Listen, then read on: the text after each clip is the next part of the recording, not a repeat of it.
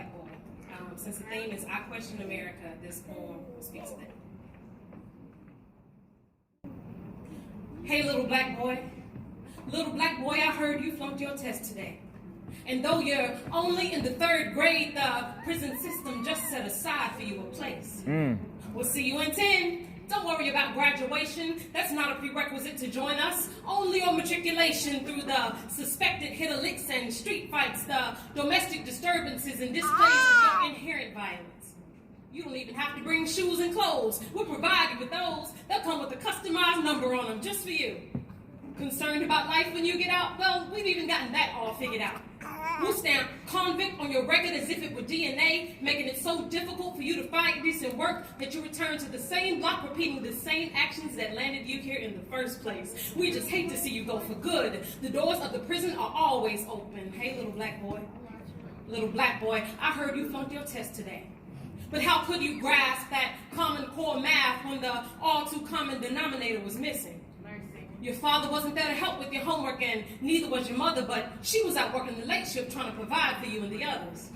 Mama couldn't afford a tutor or babysitter, so she settles for the first willing volunteer, her brother, who doesn't want his nephews to grow up without a male figure like he did, so he willingly volunteers. Ulterior motives follow him in, along with a suitcase full of baggage and tricks and a screwed up definition of babysit. He says, come here, baby, sit on my lap, I'll teach you a lesson while the others take their naps. The 1-to-1 ratio is optimal for grasping new concepts, so come here right now, I'm in charge. But don't worry, I won't hurt you. Even if I do, no one will know. These scars will be invisible, so don't you tell a soul. Lesson number 1, I'll teach you geometry the way my mama's boyfriend taught me. Would you stand perpendicular to the floor while I take my confusion and frustrations out on you? 90 degrees at your wrist. Form a triangle with the other. Curve the straight line of your spine and remember to never tell your mother. Mental confusion, cerebral contusion, particularly in the frontal where you would normally be able to process what just proceeded to take place. Problem is, your mind's too small to wrap itself completely around the complexity of this convoluted situation, so your boyhood collapses under the weight of it all. Now, femininity is the only example of familial adulthood you see, further severing the ties between you and your bloodborne masculinity. And boys with no examples of how to become men still have to grow up and become men, often with tendencies to flirt with the justice system that was never meant to support them. And though this strange systematic tree seems sturdy and rightly rooted to some, we are aware of its intertwined limbs of liberty with limitations, freedom with fallacy, justice juxtaposed with unjust juries. Strange trees produce strange fruit. And don't believe the reflection this monstrous media cast of you. Its mirrors are shattered, and in its attempts to gather the scattered pieces of who you truly are, your greatness cuts too deep, so it vies for the easy-to-handle shallow fragments. Its inaccurate, disproportionate depiction of you, sir, coming from their sideways, side views, should read. Objects in mirror are far greater than they appear. But that'd be too much like right?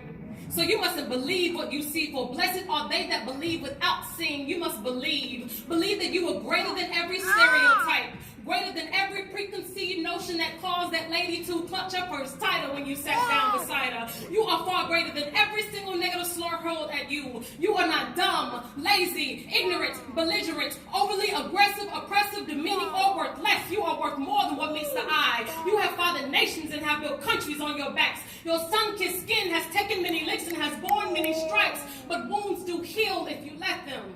The salve of salvation can speed up the process from the inside out. Your suffering is by no means foreign to him. With your permission, allow the great carpenter's calloused hands to mold your calloused heart. Don't let this cold world turn your heart to stone. Let Christ set you free. Okay. He's not just a white man's God. You two met long before slavery. Ask Tertullian, ask Athanasius, ask Augustine, ask Clement, ask Miriam how God feels about your black skin when she mocked Moses for marrying a Cushite. Okay. So I beg you to allow him to unloose the noose, to take those ties that bind and unwind, one generational curse at a time. Black man, it is time. pastime for you to see yourself the way the Father sees you. You are more like him than you realize. You too were made in his image. So from this day forward, reflect God. Yeah!